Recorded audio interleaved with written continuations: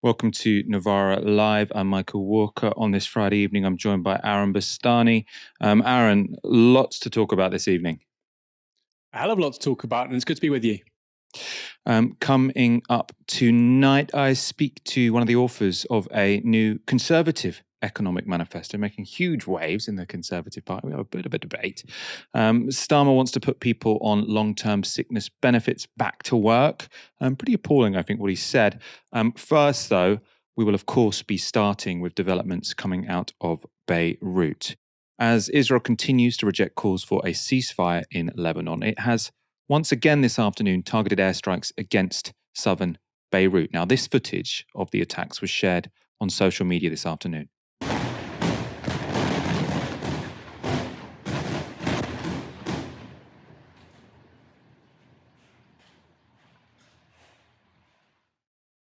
So that looks like the kind of explosions we haven't yet seen in Beirut. Really, really extreme, severe. Later on in that clip, you could hear basically lots and lots of screaming of people nearby. Sky News broadcast this report very soon after those airstrikes. Well, a series of large explosions around the capital took place about 15 minutes ago. I'm just going to step out of the way. Our camera is pointed towards a district in South Beirut called Dahia. It's a Shia Muslim neighborhood. It is controlled by Hezbollah. It has been attacked now 5 times in the last week. You can probably see a big plume of black smoke now drifting over the sea. Our cameras were rolling, however, when those strikes hit the neighborhood. Let's have a look.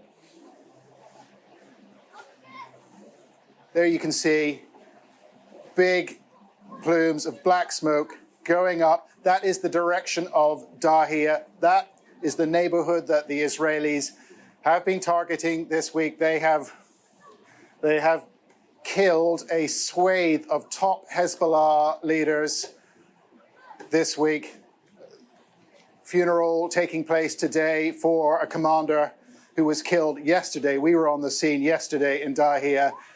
But these strikes, not just in Dahia, but in parts of the capital, other parts of the capital as well. And we think this is the widest series of Israeli airstrikes over the course of the past week. The IDF have since released this video statement giving their account of the attack.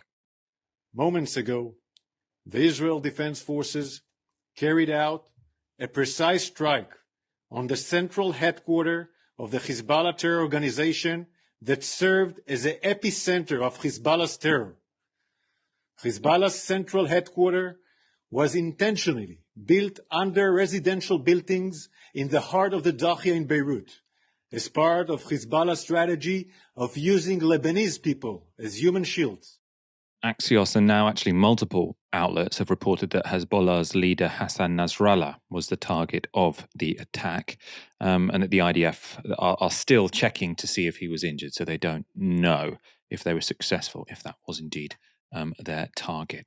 The fact Israel officials are rolling out the human shields line also suggests they know there will be or may be significant casualties, civilian casualties, from this wave of airstrikes, and footage from the site looks like the attacks could be catastrophic. So this footage was shared by the Lebanese Al Mayadeen news network and appears to show a number of buildings completely flattened by the airstrikes. There are reports that 4 buildings were completely flattened. Now, the nature of the damage has led to speculations that these could have been high explosive bunker busting bombs.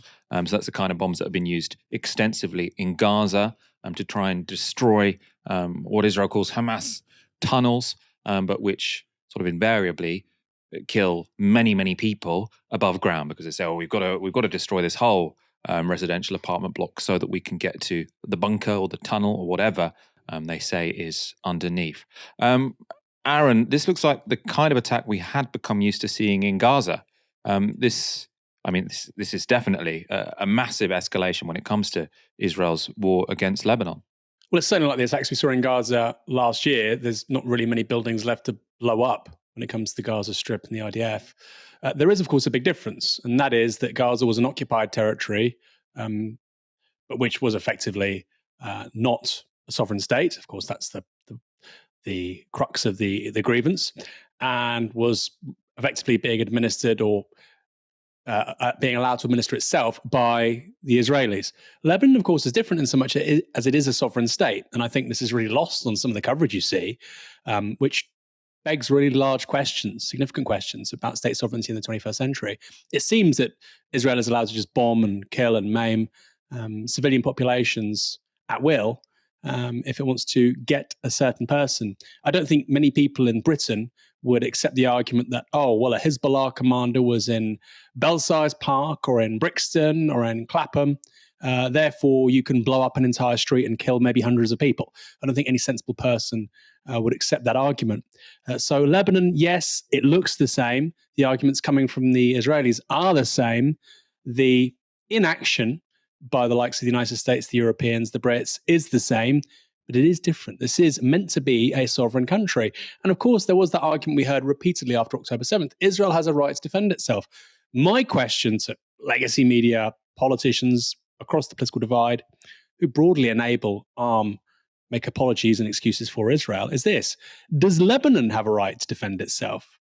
I mean, I suppose, again, a similarity with Gaza is that we're seeing the same situation where, I mean, me and you both agree that the West are not doing anything like enough to try and force Israel into any kind of negotiation. But verbally, they're releasing statements where they're saying some kind of diplomatic agreement should be come to so that we can limit civilian casualties, et cetera, et cetera. The two parties should come together and talk. And then Israel basically says, F you, we're going to go and try and kill them all.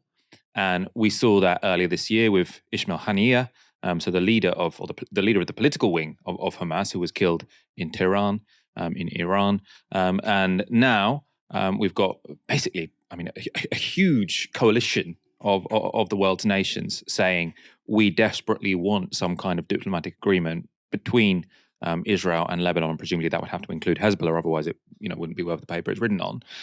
And Israel have said, no, we are going to keep going with the military option. We are going to do everything we possibly can to basically kill Hezbollah's leadership, even if that means sort of flattening whole apartment blocks in, as you say, Aaron, the capital city of a sovereign nation, right? You can't just say, oh, we've got this target, legitimate or otherwise, so we're going to flatten 4 buildings. Presumably, because people have said, often they say, well, we gave X, Y, Z warning. Now, if they were trying to hit Nasrallah, obviously they wouldn't have given a warning, right? So they are going to be making the argument, presumably to the world, to say it had to be a secret. Yes, we've killed potentially dozens, potentially hundreds of people. I mean, we don't know at this point, but it seems very much plausible that would be the case. And that line about human shields makes it look as if Israel are preparing the ground to justify enormous civilian casualties here, because that's what we've seen time and time again. And they've said, we're going to use the military option. We know we can get away with it, so we're going to do it. In terms of Israel's thinking, before this latest round of bombardment, Benjamin Netanyahu was in New York speaking to the UN General Assembly. He said this about Israel's actions in Lebanon. As long as Hezbollah chooses the path of war, Israel has no choice, and Israel has every right to remove this threat and return our citizens to their homes safely. And that's exactly what we're doing. Just this week, the IDF destroyed large percentages of Hezbollah's rockets, which had built with Iran's funding for 3 decades. We took out senior military commanders who not only shed Israeli blood, but American and French blood as well. And then we took out their replacements, and then the replacements of their replacements. And we'll continue degrading Hezbollah until all our objectives are met. So he said that basically a couple of hours before this targeted attack, we're told, against Nasrallah, and we don't know if it's been successful, but you can see he's basically standing in front of the world there and bragging, we will take out their commanders and their replacements and their replacements. That does not sound like someone who has any interest in a diplomatic solution, again, because Israel think they can get away with it. Of course, the countries letting them get away with it are principally the United States, also the United Kingdom. There are many countries in the UN General Assembly who massively disagree. There was a huge walkout from Netanyahu's speech. You saw lots of empty seats there, and that's why. Netanyahu also spoke about Israel's plans in Gaza. We don't seek to resettle Gaza, What we seek is a demilitarized and de-radicalized Gaza. Only then can we ensure that this round of fighting will be the last round of fighting. We are ready to work with regional and other partners to support a local civilian administration in Gaza committed to peaceful coexistence. The Israeli way of de-radicalizing people, which is killing entire families, right, and hoping that the people who are left behind don't want to take revenge, which to me doesn't seem particularly plausible, which I suppose does expose Israel's strategy, because if Israel did, hope for Gaza to ever be a flourishing democratic place, then they would know that people would want to take revenge against the people that killed their families, which only sort of leads me to believe that they want some kind of military police state there for essentially eternity. Now, let's go back to that speech at the UN, because Netanyahu was clear and throughout really that his real target was Iran. This is the map I presented here last year. It's a map of a blessing. It shows Israel and its Arab partners forming a land bridge connecting Asia and Europe between the Indian Ocean and the Mediterranean Sea. Across this bridge, we will lay rail lines, energy pipelines, fiber optic cables, and this will serve the betterment of 2 billion people. Now look at this second map. It's a map. Look at the second map. It's a map of a curse. It's a map of an arc of terror that Iran has created and imposed from the Indian Ocean to the Mediterranean. Iran's malignant arc has shut down international waterways. It cuts off trade. It destroys millions, destroys nations from within, and inflicts misery on millions. On the one hand, a bright blessing, a future of hope. On the other hand, a dark future of despair. And if you think this dark map is only a curse for Israel, if you think that, then you should think again. Because Iran's aggression, if it's not checked, will endanger every single country in the Middle East and many, many countries in the rest of the world. Because Iran seeks to impose its radicalism well beyond the Middle East. That's why it funds terror networks on 5 continents. That's why it builds ballistic missiles for nuclear warheads to threaten the entire world. For too long, the world has appeased Iran. It turns a blind eye to its internal repression. It turns a blind eye to its external aggression. Well, that appeasement must end. And that appeasement must end now. Aaron, I'm going to ask you about that statement in one moment. First of all, there's been an update since we went live.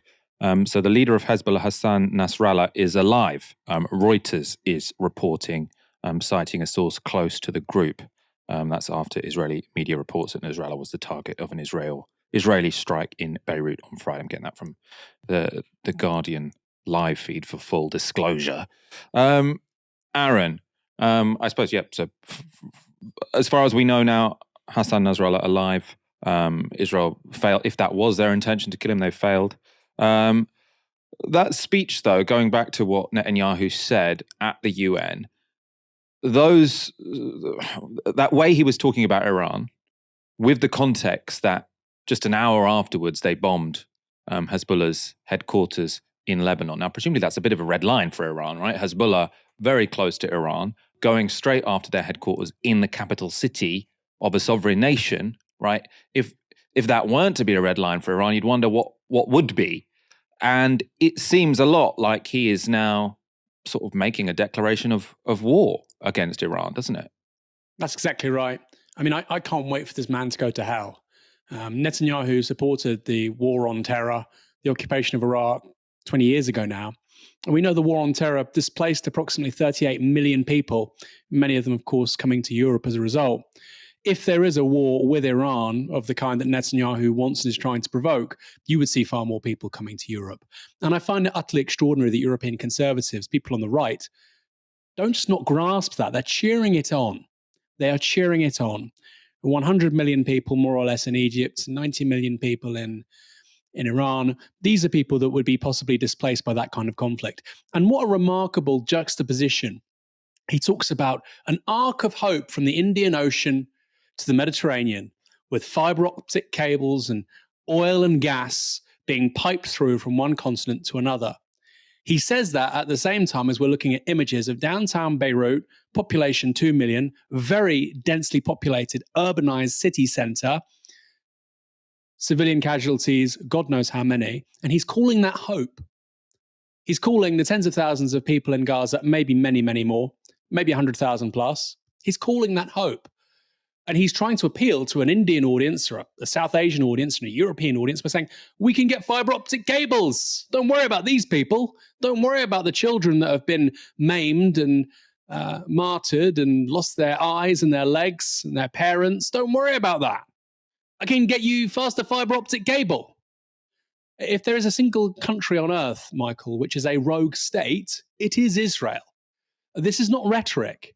By any definition, it is the arch rogue state one can think of. They unilaterally develop nuclear weapons. That one thing, apparently, that if Iran does it, it's evil. They've done it. They did it decades ago. They're occupying land, which isn't theirs. They're breaching international laws by occupying more land, which isn't theirs, and trying to settle it constantly, illegally. They kill the leaders of the political wing of Hamas, in the case of Haniya, when they're in a sovereign territory, seeing the coming to power of a new Iranian president. They take out diplomatic buildings in Syria. They engage in assassinations on the streets of places like Tehran and Baghdad. This is wanton criminality. And that's before even talking about all of the killing they're doing in Gaza. It's wanton criminality. It is the definition, the dictionary definition of a rogue state. And I cannot understand how somebody who views themselves as law-abiding, reasonable, sensible, objective, empirical, can't see that. Not only can some people in this country not see that, they see the precise opposite. They think they're the good guys. You can develop nuclear weapons by yourself. You can occupy countries. You can kill. You can do extrajudicial killings. Constantly, by the way. That is really speeding up. We've just seen it today in Beirut. The global rule of law is up for grabs here. It's a huge deal. How do we want international society to be configured? And if we're going to allow Israel to behave like this, then what Russia has done in Ukraine over the last several years will be repeated many, many dozens of times, I'm sure, over the rest of this century.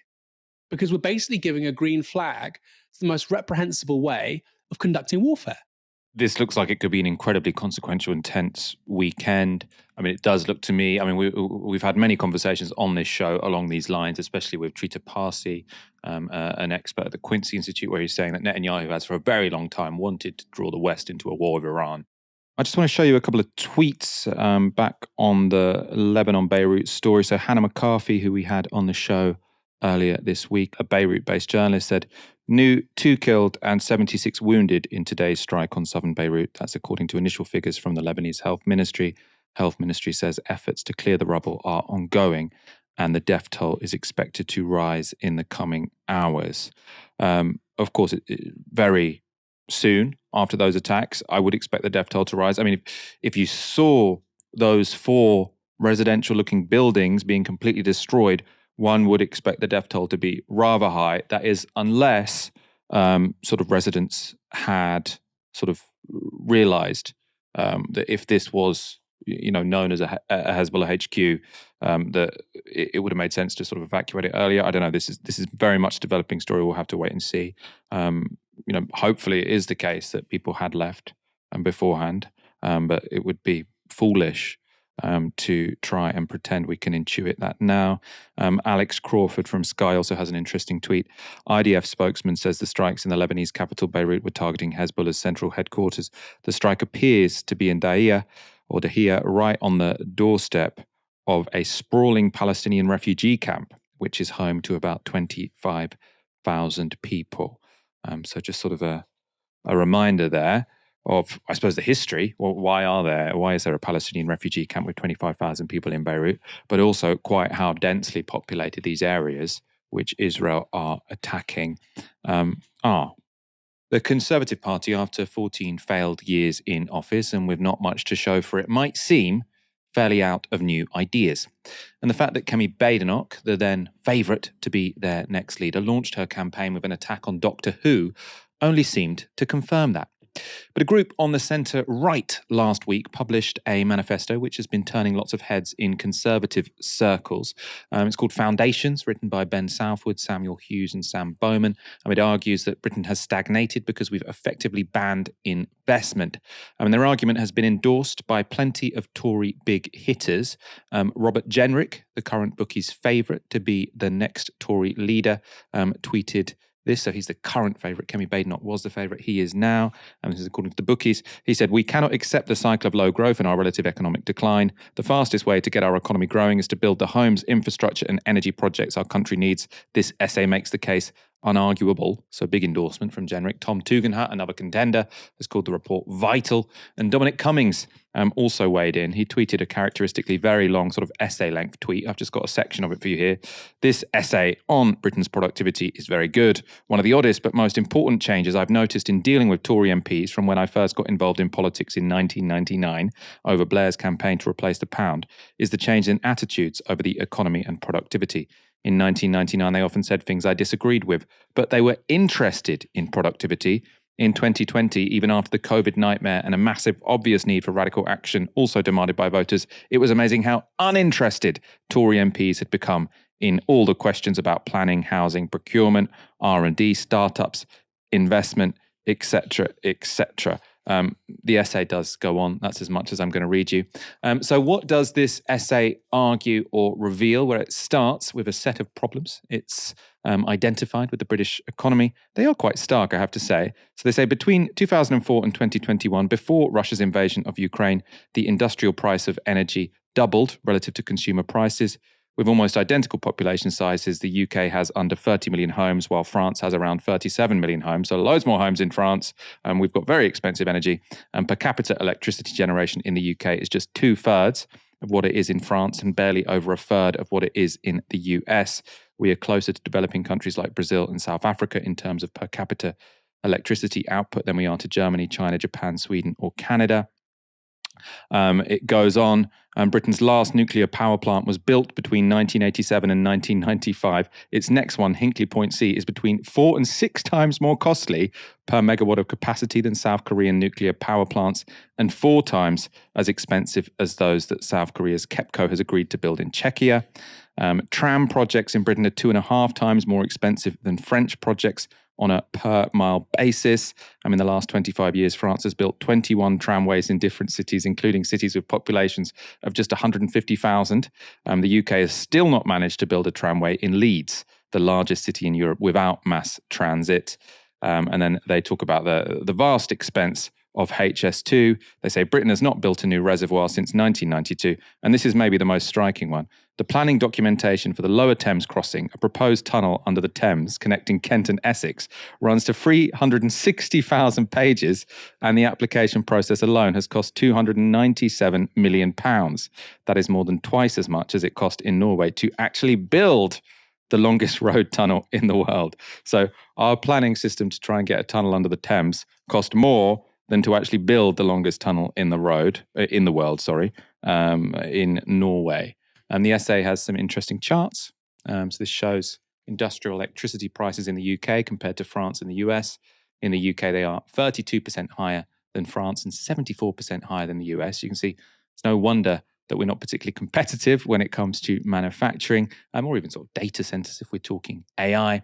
And this one shows the cost per mile of building underground lines in various countries. In Spain, it cost £113 million per mile. In Germany, it's 227 million. The most expensive is the United States, with 1.2 billion per mile, but the UK is also doing very badly at 676 million pounds per mile. The report says it's this high cost of building things which explains why Britain has stagnated. And as for the cause, they write this. This essay argues that Britain's economy has stagnated for a fundamentally simple reason, because it has banned the investment in housing, transport and energy that it most vitally needs. Britain has denied its economy the foundations it needs to grow on. As I say, interesting essay. Interesting that this seems to be sort of the intellectual centre of centre-right politics at the moment, at least the sort of more sane half of it. So earlier this week, I spoke to one of the report's authors, Sam Bowman, and I asked him what it means when they say Britain has banned investment in housing, transport and energy. For the most part, most of the houses that we would like to build around the country just cannot be built. You're not allowed to build them. The evidence for that is, for example, if you take a piece of farmland in the southeast or in the kind of Greater London area, and you give it planning permission to build houses on it, it can increase in value by 180 times, or if it's in Greater London, by more than 1,000 times. And that's just by getting permission to build. And so what that implies is that there are really strong prohibitions on building. And what we argue is that this isn't just true of housing. I think most people agree and realize that there are huge barriers to building houses from the planning system. But this is also true of transport infrastructure, things like the Lower Thames Crossing, a tunnel under the Thames, nuclear power stations, interconnectors, which are basically huge cables that connect us to the electricity grids of other countries like Norway and France, and on things like data centers. There was a data center that would have been a £2.5 million project that was blocked from being built because it would have spoiled the view. And the data center was right by the M25 around London. So the conclusion, I think, and the point we make is that these are all investments. You know, we talk a lot about investment in the abstract, but really investments are the things that we want to build, which are these things, and most of these things are banned. So when we talk about Britain having an investment problem, partly that's because we spend too little on investment. But the reason that we spend so little on investment is that most of the investments that we should be making are either completely banned or they're so expensive because of things like planning applications that they're effectively banned. This essay is a critique of the planning system, right? So you're saying it's too difficult to get planning permission to build a house or to build a factory or to build a pylon or to build a road. Is that sort of the summary of the critique of what you think has gone wrong in this country? It's not just that. It's definitely true that the planning system is the number one barrier to building things in the UK. But even for things like housing, where I think it's the by far and away the most important barrier, there are other things. You know, there are rules about nutrient neutrality. There are rules about how big the windows can be. There are rules about, you know, if you do have windows that open a certain amount, you have to have bars inside to stop people from falling out. And, you know, all these sound silly, or maybe they sound kind of trivial by themselves, but they add up to bigger and bigger costs that make a lot of housing unviable. When we look at other types of things that we need to get built, yes, in the case of data centers, it's partly a planning problem. But when we come to stuff like transport infrastructure, it's to do with lots of other things. It's really to do with the way we deliver transport infrastructure.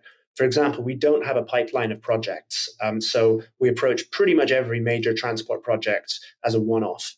Unlike many other countries where they have a pipeline, so they can bring a lot of the expertise in-house. They can not, lease consultants and lease equipment. They can just buy the equipment.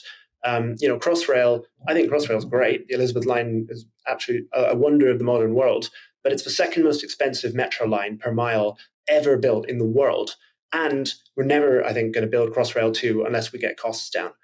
If we had a pipeline of projects, a pipeline of tunneling projects, we could get the cost down. It's also the case that we kind of gold plate the things that we try to build. We try to build the absolute best stations for Crossrail. We try to use the absolute best rolling stock for HS2. We end up doing lots of things that inflate the costs because we don't really have good mechanisms for keeping costs down.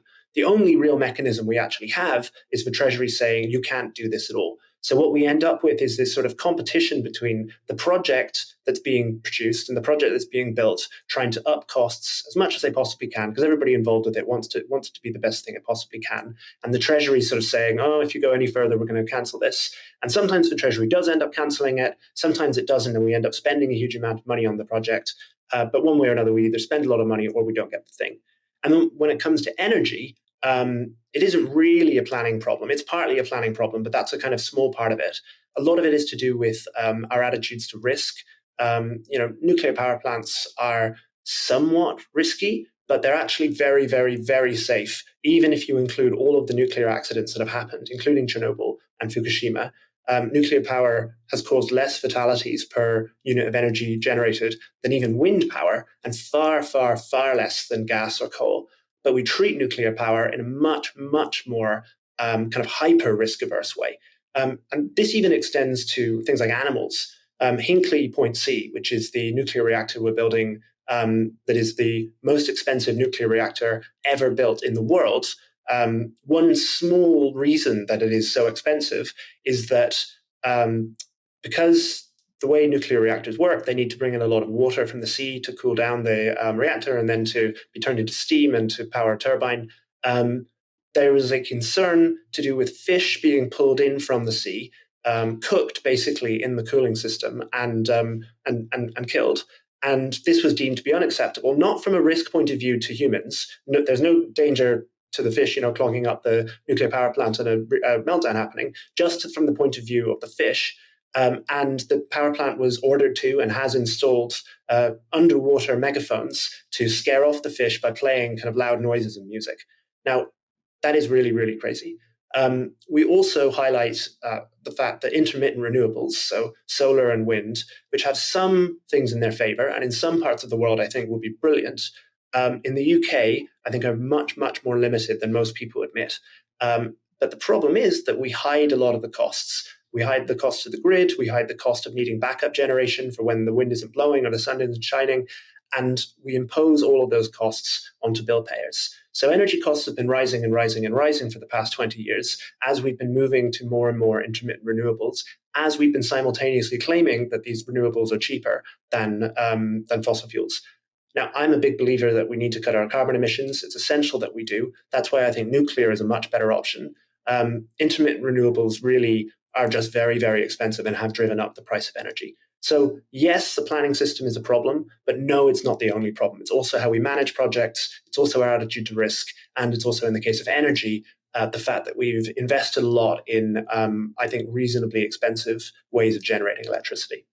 I want to talk about the politics of this, because you were director of the Adam Smith Institute, sort of a right-wing free market think tank. I think all of the authors of this essay are coming from a centre-right perspective, and it's got lots of plaudits from conservatives. But when you sort of compare the various countries, it's often places like France or Germany where it's the cheapest to build stuff. It's often not in the United States, right? Which is, I suppose, the more capitalist, the more neoliberal comparison that one could draw. And I suppose, how do you deal with that? Because I suppose, especially in saying the big problem is we ban too much stuff, that seems like the obvious response is to deregulate more. If we're banning too many things, what we should do is rip up the rules and regulations, have a bonfire of red tape.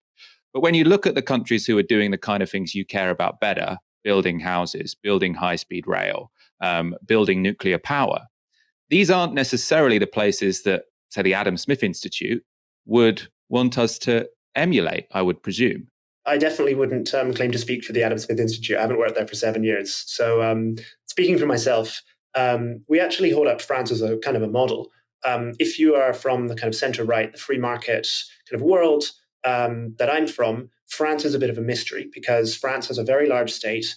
It taxes people enormously. It's incredibly heavily regulated, and unions are very powerful there. Now, if you're on the center-left or if you're on the left, that's fine, no problem there. But if you're somebody like me, that's a bit of a mystery because France is actually a very rich country, despite getting all of those things wrong, at least from my point of view. And our argument is that the reason that France manages to be so rich, despite having a very heavily regulated labor sector, a very, very union-dominated labor sector, very, very high taxes, is because it gets these really important basics like housing, infrastructure, and energy right. And those give it wealth and productive capacity that then allow it to decide to have the things like very long holidays over the summer, a short working day, a very low retirement age, that a country like the US, which is more productive than France, but kind of opts for money rather than time off work and low retirement ages and a big state. Now, I think that there's a totally legitimate debate to be had, and I mean that is an ongoing debate that will always be had between people like you and people like me about how big the state should be. But what we're really trying to say is, if we care about being rich in the first place, with money that we can then choose to sort of allocate as we like across the economy, then we need to get these basics right, as a country like France does. And so when it comes to building houses, France does have a very a much less interventionist system than we do. So we have a very discretionary system where you need to get permission from the local council if you want to build, where all of your neighbours will then object to the local councillors and to the planning committee. And the planning committee almost always will say, no, you're not allowed to build this. Most people don't even try because it's so certain that you will almost never be able to build the things that you want to build in the UK.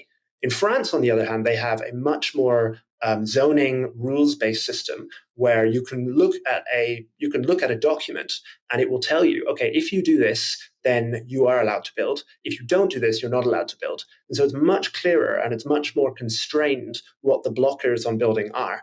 And so as a result, the French build much more than we do. So there are there are, I think, 8 million more houses in France than in the UK, even though we have roughly similar populations.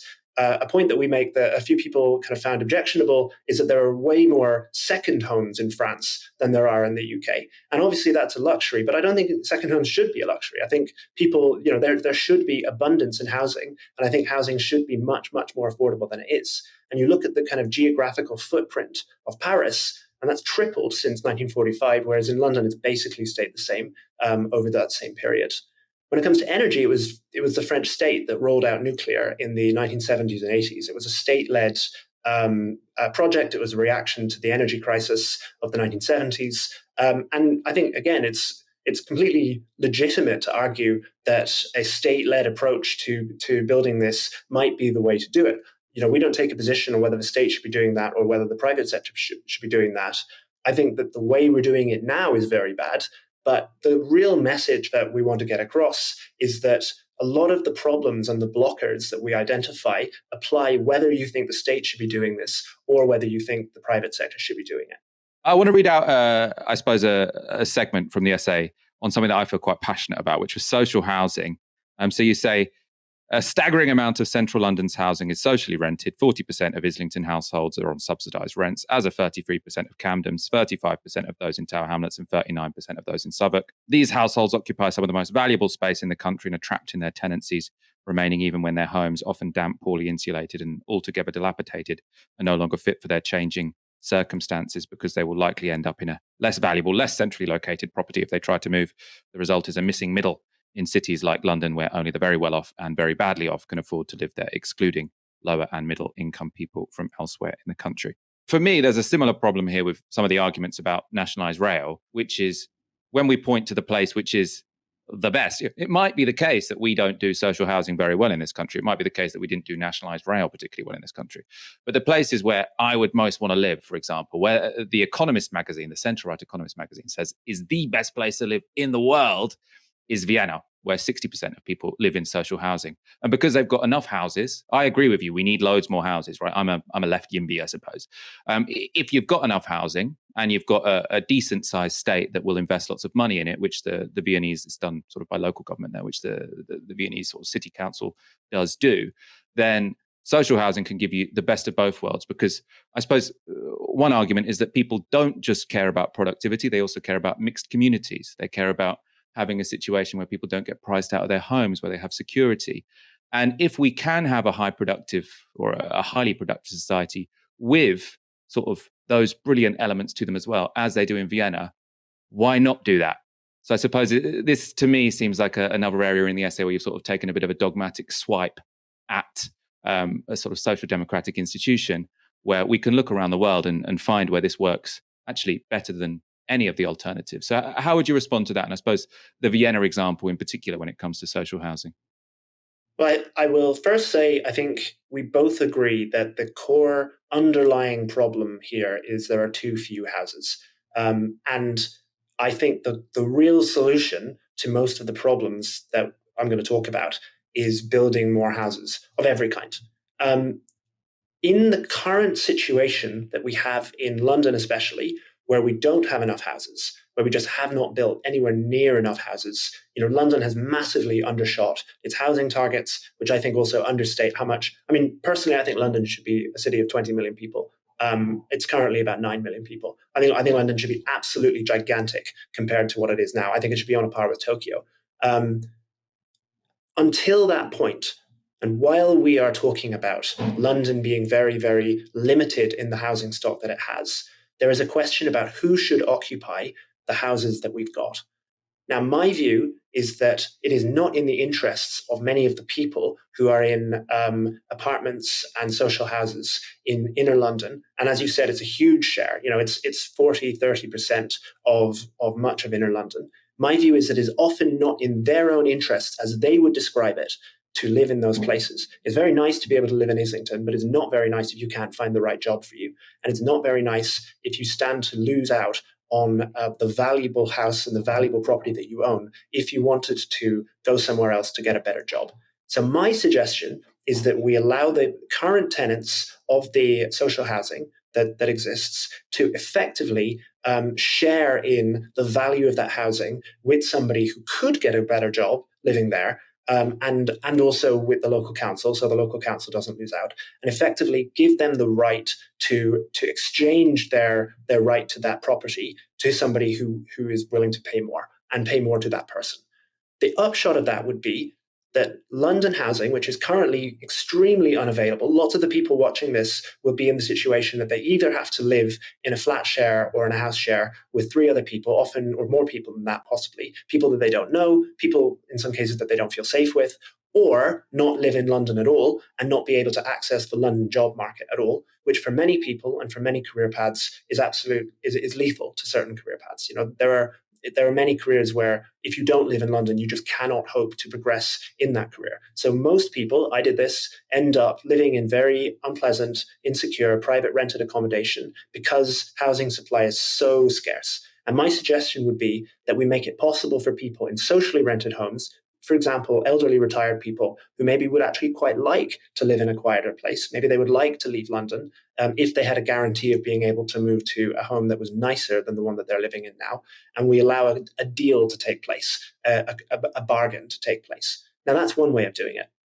I think that is very much taking scarcity for as a given, which I think we have to do in the short term. And I think we should try to kind of maximize the efficient use of the scarce housing that we've got.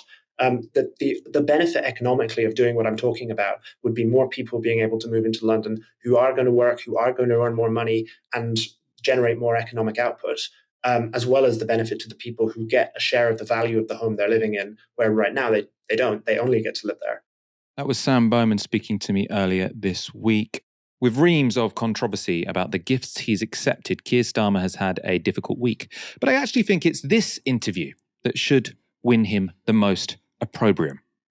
Are you telling those who are out of work, who may think that they can't work, that the country has a right to expect that they look for work, they do everything they can to get work? That is the sacrifice they need to make. Well, yes, of course. In relation to long-term sickness, which is at very high levels, then of course people need to look for work, but they also need support. That's why I've gone out to look at schemes where businesses are supporting people back into work from long-term sickness. Because quite often, I think what lies behind this is a fear for someone who's been on long-term sickness. That can they get back into the workplace? Are they going to be able to cope? Is it all going to go hopelessly wrong? Yes, they need to get back into the workplace where they can. But I do think if we can put the right support in place, which I've seen pilots of this, they work pretty well. I want to see more of those across the country. Then that is what we need to do. Plenty of carrots, plenty of help, sticks too. If you don't do it, you don't get your benefits. You see, the man you hired to reform wealth or to help advise you, Paul Gregg, says virtually no one, his words, virtually no one should claim benefits without taking active steps to get back to work. That is your view. Well, I think the basic proposition that you should look for work is right. Obviously, there will be hard cases, but the way I would do it is to say, yes, that's the basic proposition, but we also want to support that so that more people can get into work. There will be hard cases. I mean, there will be thousands and thousands, maybe millions of people who were so sick, it's just ridiculous to say that they could possibly go back to work. Right? I do think it's so outrageous, Keir Starmer, to try and look tough, to try and look fiscally responsible, to try and appeal to people who don't like people on welfare, is saying every single person on long-term sickness should look for a job. I won't go on about this too much because I was on the Storm Huntley show on Thursday precisely to discuss that clip. I was debating Reem Ibrahim from the Institute of Economic Affairs, who you'll hear from first. Long-term sick. Not all of those particular people will be long-term sick. We saw a huge increase in the number of those particular people claiming those benefits since 2019, since the pandemic. I think 500,000. Yeah, about 500,000 since 2019. Now, I'm not saying that all of those people are lying to the government. There definitely are people that are too sick to work in the long term and are unable to actually get back into the workplace. However, there definitely are people, and we've seen an increase in these kinds of people, in these kind of claimants since 2019, since the pandemic, because the government basically relaxed the laws around it, which meant that more of them were able to claim those kind of benefits. And a lot of them are claiming it based on things like mental health. Now, there is no evidence that somebody with clinical depression or anxiety always cannot work, or the best thing for them is to be at home not working. So again, it's very difficult. There are different situations between individual people. I think what's interesting, actually, so you're from a right-wing think tank, the Institute for Economic Affairs. I think you sounded more reasonable than Keir Starmer there, right? Because what you were saying, Reem, is that some people who are on sickness benefit, probably it would be good for everyone for them to be looking for a job, because I think getting a job can sort of raise your spirits, your self-esteem, and the increase that we have seen since the pandemic does suggest that something's going wrong. Now, I don't think we should have a punitive approach where sort of we punish people if they don't go back to work. I think there's lots of things we can try before that. But Keir Starmer there seemed to be suggesting everyone on long-term sickness benefits should be looking for a job.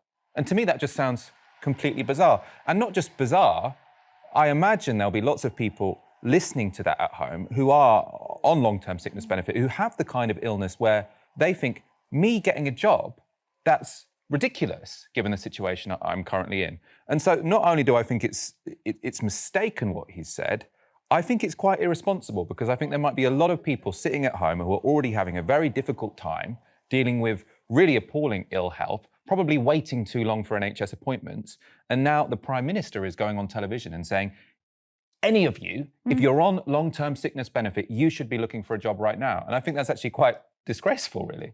The viewers also weren't impressed by Keir Starmer's statement. The first caller to the show was Jackie from Birmingham. I've worked since I was 17, come straight out of school, straight into a job. I'm 51 now, but in 1998, I had an horrific car crash. Paralysed from the waist down for 6 months until I could have my surgeries. Had 2 surgeries since. Now, despite that, I've got better. Well, not got better. It's left me with back injuries for the rest of my life. I've worked despite that. I've worked in retail and I've worked in an office with a spinal condition. He is right, the gentleman on your panel, Michael. But even though I am under a regular orthopaedic hospital, I had an MRI done 2 years and I still haven't had the follow-up to see what was on that MRI.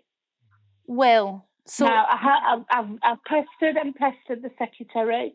I finally got in. I'm on the 7th and I'm looking at a 4th surgery. Now, what's Keir Starmer going to do with me? Is he going to take note of that I've worked since I was 17 and I've worked despite my back injuries? But now it's got to a point where my health conditions have caught up with me and I now cannot work because I cannot walk to a job. I cannot sit. I cannot stand for too long. I have to take morphine in an afternoon, which makes me sleep. What is he going to do with people like me? Poppy from London also wasn't impressed. I think Keir is talking out of his backside. Thank you for that. What makes you think that, Poppy? I am long-term sick. I'm restricted to bed full-time and have been for, 20 years plus. Hey, wow. Okay. And I've worked from home.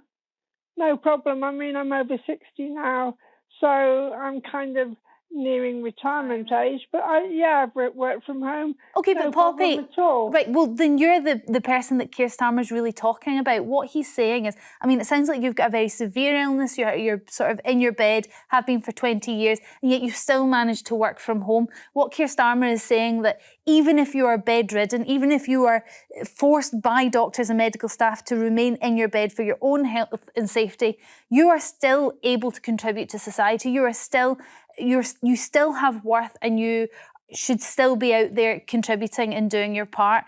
Is that a positive or a negative message?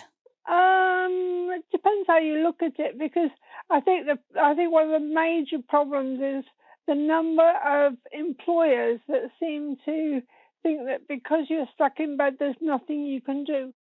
So Keir Starmer's attempt to gain kudos by bashing the long-term sick has landed badly with at least some sections of the public.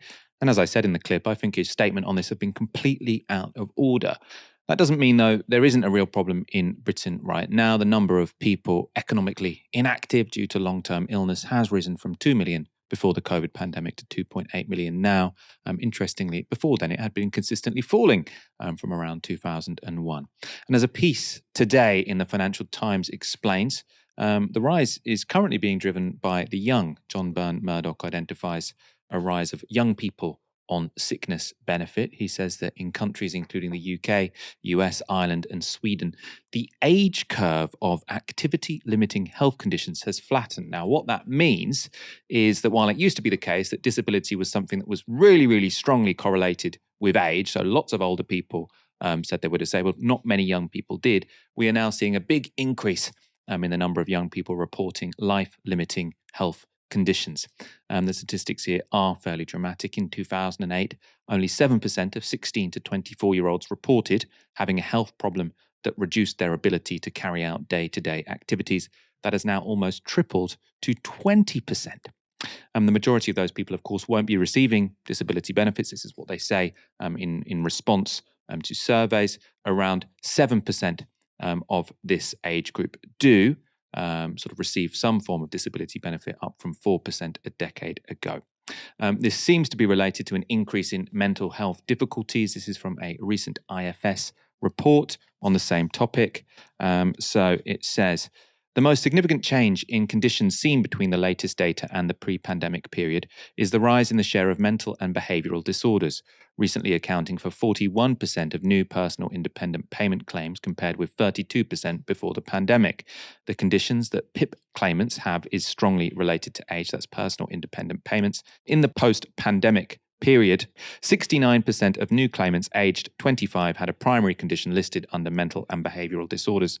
This was the case for only 22% of new claimants aged 55. So 69% of claimants in that young age group are saying or receiving disability benefits because of mental health problems. Of course, the idea of an increasing number of young people with severe mental health problems is worrying enough in and of itself, and that increase in sickness across age groups does also pose a fiscal challenge for the government. Between 2002 and 2008, total expenditure on disability and incapacity benefits hovered at around £40 billion. That's projected to double in real terms to £80 billion by 2026. As you can see here, from the yellow line, that's nearly driven entirely by an increase in working age benefits. For context here, because these are just big numbers, it can seem a bit abstract. For comparison, the education budget is around 110 billion, the NHS budget is around 180 billion, and the policing budget is around 27 billion. So those are the numbers we're talking about. Aaron, I want your thoughts on this. I don't think anyone's going to disagree it's a problem that more of us are sick. I don't think anyone sort of sees those lines go up and thinks that's great, fabulous. But I think Keir Starmer going on television and saying every single person on long-term sickness benefit should be looking for a job is appalling, frankly. Well, he just says these things, doesn't he, Michael? And then he comes to regret it quite quickly. We saw it with Israel having the right to cut off water to Gaza, for instance. He just says these things, and I presume in a week or two he'll say he never said it. I never said that. That's just his modus operandi as a politician. You're quite right. My personal view is, and I'm sure you agree with me, I'm pretty sure you agree with me, is that it's a good thing if you're physically able to work in a good, fulfilling job where you're paid well. I think most people would like to do that. Most people are happier doing that than being out of work and being poor and being miserable. The point is, some people can't do that. There are some people who are unable to work at the moment who could be able to work. The reason why they aren't in work is because they're not sufficiently supported by the state. Now, what do I mean by that? There's an extraordinary story from NHS England in 2023. Some people, Michael, were waiting for up to 2.5 years for an MRI scan or a CAT scan. 2.5 years. 2.5 years. So you might have, incredible pain in your back, in your arm, in your leg, whatever, your neck, and you can't even access the proper diagnostic tool. 2.5 years. By the way, it's exactly kit like ultrasounds, MRI, CAT scans, which the UK really lags on. And if there is going to be major investment into the NHS, it should be first and foremost into stuff like that. So that's the first thing. We should be investing more in diagnostic tools so people can get healthier sooner. That's not going to fix this, but it's the case for many, many people. I mean, in the past, I've had excruciating pain. I had really, really bad pain in my deltoid up here. It was actually in the end a form of RSI over many years. I went to try and get an MRI, couldn't get it. And then they said, well, look, if you want to get it private, it's going to cost you about £1,000. And, I had just really bad pain for a year, ended up doing massage, tissue release, myofascial release. We got there. But in a functioning healthcare system, that would have been sorted out quite quickly. You look at the mental health stuff. We have record numbers of people now with anxiety and depressive disorders, particularly younger people. Why? Well, we're creating miserable people. We're making housing really expensive. We're really creating jobs that aren't that great. Commuting times are often high. They're entering the labour market with record debt. And then all of a sudden they're miserable. Are you really surprised? And the ones that aren't miserable sometimes are leaving. Are you really surprised? And if they go to the NHS saying, I have a problem with my mental health, what happens? You may get some pills. You may get some pills, and you may be prescribed some talking therapy or some CBT, 5 or 6 sessions. You may. And, if you're going to see a consultant, good luck, whether that's physical or mental health, because it's going to take, again, 6 months. And again, you're advised to basically bypass that part of the system, go private, get something from a consultant, come back into the NHS, you'll save loads of time. Of course, most people can't afford to do that. So there is, I think, with regards to physical and mental health, obvious underinvestment in things like diagnosis, the hardware I just spoke about a moment ago, therapies for people with mental health issues. I think you could invest significant amounts of money into that, and that would help some of this. I'm not saying it would disappear, but I think it would make a really big dent into it. And then, of course, we need a separate conversation about why are mental health outcomes, particularly amongst younger people in this country, so bad? Now, I'm really open to a conversation about that. Maybe there are reasons which I'm not going to account for. I think ubiquitous mobile phones is probably a big thing, actually. I think probably constant access to the internet is possibly bad, especially for some people. But I don't think it's just that. I mean, if only it was that easy. I do think housing is a huge one. I say it time after time, Michael, I lived in London for 15 years. I moved 15 times. I was a very happy teenager, very happy. Guess what? On the other end of that, in my mid-30s, I was miserable. Dare I say, I was depressed. I then move out of London with my now wife. We have a child now. We have a family. We bought somewhere because we couldn't afford to buy in London. We could afford to buy on the South Coast. Guess what? I'm happy again. Who knew? So it's really important to not see as entirely distinct mental health and physical material conditions. That's not the whole story, obviously, but it's a significant part of it. And then, of course, yes, you will have some people who simply, they can't work. And I think that Keir Starmer's response in relation to that is awful. By the way, we don't need to speculate about people killing themselves because they're unable to work and being forced into work by the government. It happened. There are many documented cases of this in the 2010s after welfare benefit reforms overseen by the Tories. People killed themselves. Some people died at work. There were people with chronic, I'm not making this up, there are people with chronic health conditions who would be forced into work and have a heart attack. There were many of these stories between 2010 and 2011 and 2015, 2016, when you saw extraordinary cuts and you saw a real effort to reform, quote unquote, welfare by the Conservatives. So I think we have to start from a position of investment. And somebody who's a skeptic of that might say, oh, here we go again, spending more money as if that's going to help. Well, you know what? Actually, it's a false economy to have somebody out of work for 3-4 years because they can't get an MRI scan.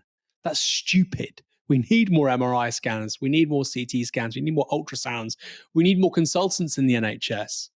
And like I say, we need more medical health treatments. And I think that's relatively straightforward. But time after time, Michael, it's just the story of this country, particularly over the last 15 years, false economy. It's the same with public transport investment. It's the same with tuition fees, and it's the same with stuff like this. You know, we're willing to spend money on the punitive end. If I'll spend money to punish people, how about we spend a bit more money, like I say, on the kit and the healthcare workers?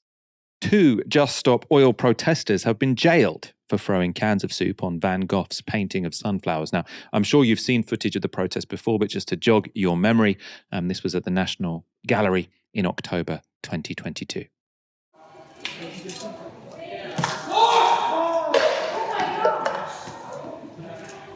Security. What is worth more, art or life? The only reason I'm laughing is because that guy who says security makes me laugh every single time. But this is, of course, a serious story, especially now. They've been imprisoned. So the young woman you heard there speaking is called Phoebe Plummer. She's now 23 and has been sentenced to 2 years in prison. Anna Holland, aged 22, received a 20-month sentence for the same offence. In his sentencing remarks, the judge in the case said this: "You two simply had no right to do what you did to sunflowers, and your arrogance in thinking otherwise deserves the strongest condemnation. The pair of you came within the thickness of a pane of glass." Judges are so dramatic. "The pair of you came within the thickness of a pane of glass of irreparably damaging or even destroying this priceless treasure, and that must be reflected in the sentences I pass." It seems like a ridiculous sort of reasoning. You know, the pair of you came within the thickness of a pane of glass. It's like if it had been... It doesn't matter how thick it was, right? They knew that the glass was going to protect the painting. If it was a really, really thick bit of sponge, then it would have been terrible that they'd done that. The 2 young women responded to the sentence by hugging and blowing kisses to the public gallery before the sentence. So Plummer, so she was the person you heard from in the clip, gave a 20-minute speech in mitigation, which included this passage. "On the 14th of October 2022 and in November 2023, I made the choices to take actions that I knew would likely lead to my arrest and prosecution. I made those choices because I believe that non-violent civil resistance is the best, if not the only tool that people have in order to bring about the rapid change required to protect life from the accelerating climate emergency and the political decisions being made that pour fuel on the flames and which sentence us all to a catastrophic future. Whilst, of course, there are reasons why my life and the lives of people I love and care for would be easier if I don't receive prison sentences today, I don't intend to go into detail about these. My choice today is to accept whatever sentence I receive with a smile, knowing that I have found peace in doing what I can to defend countless millions of innocent people suffering and dying." The severe sentences for both Phoebe Plummer and Anna Holland were presumably intended to deter others from taking similar types of direct action, but the early signs don't suggest it worked, as within hours this happened.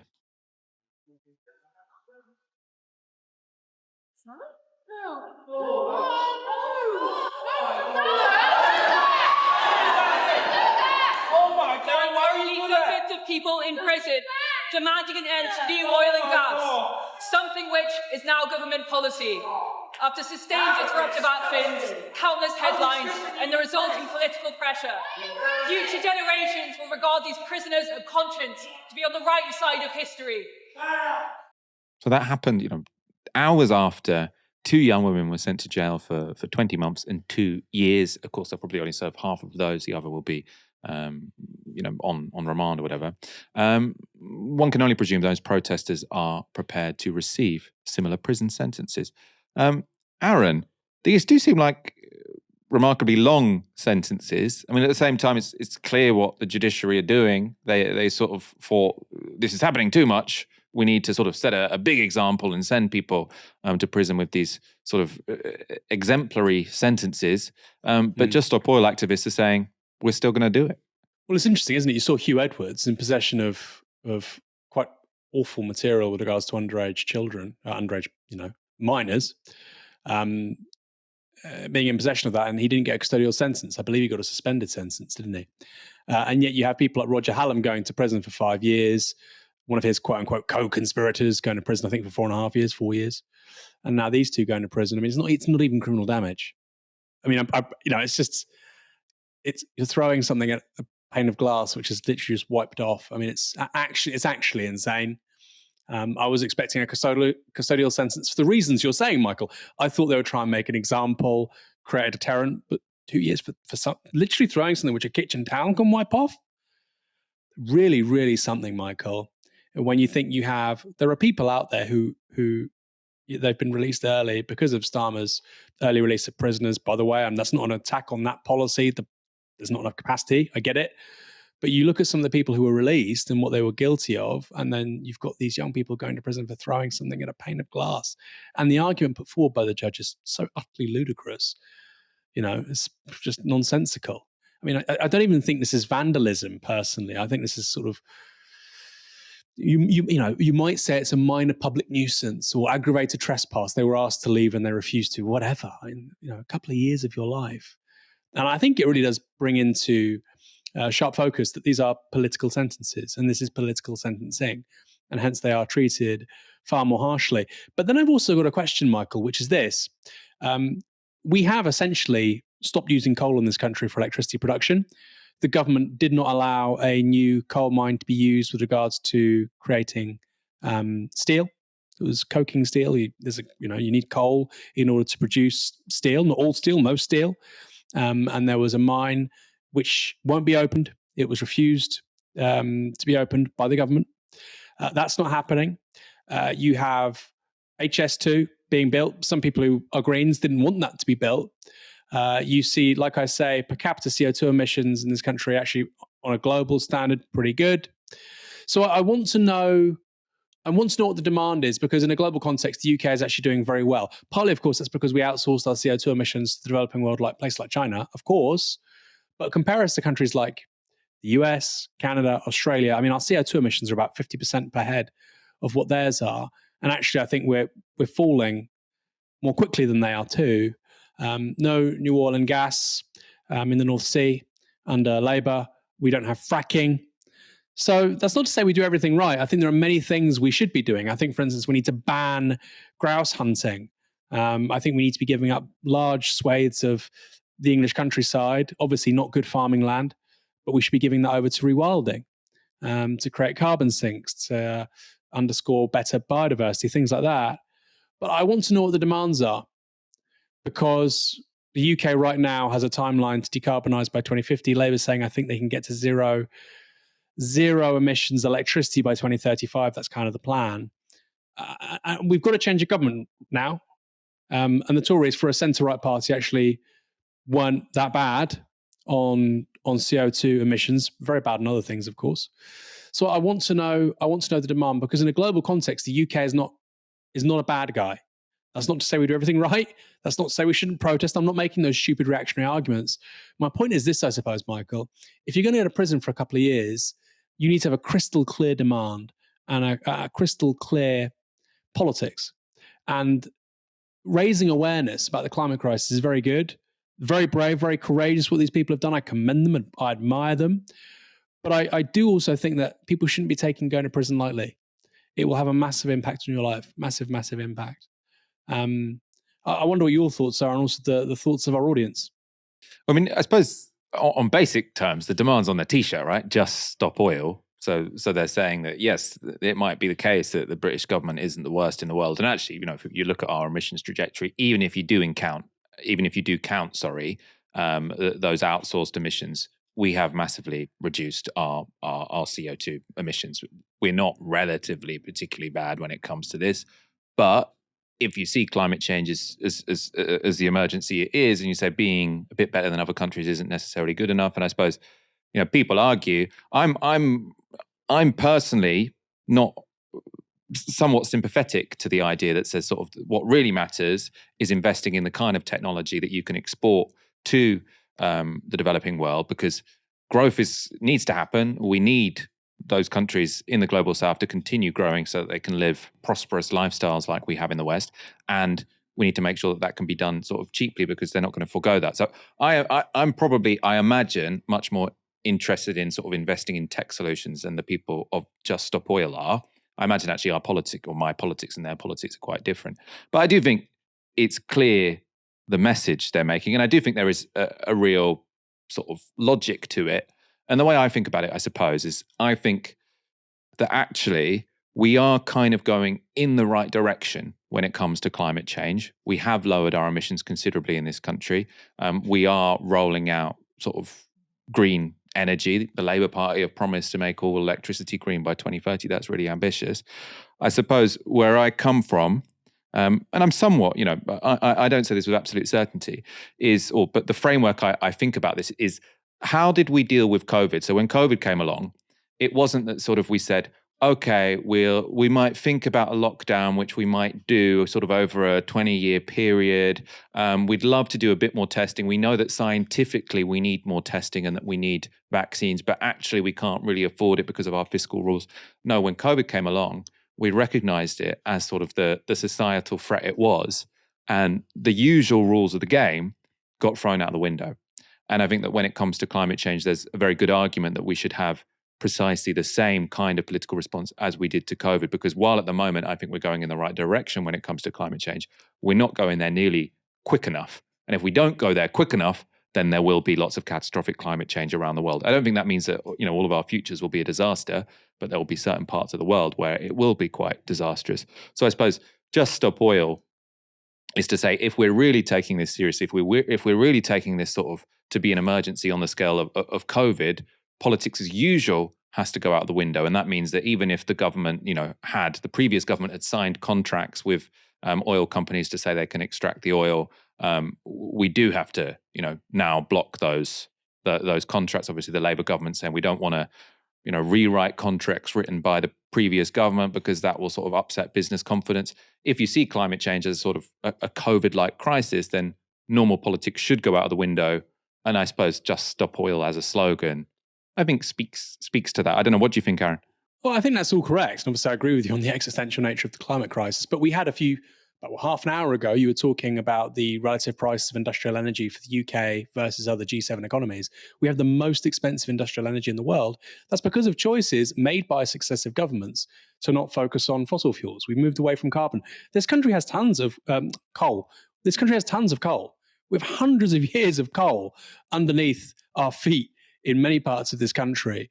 We didn't do fracking. These were political choices which are effectively wins for the green movement. And there was a political trade-off about cheap energy and green energy. And green energy has won that argument. So Just Stop Oil, well, we have kind of started to stop oil. I mean, yes, you're going with coal first, but increasingly, sources of energy, particularly for electricity in this country, are coming from renewable sources. And Labour's now saying it needs to be nuclear too.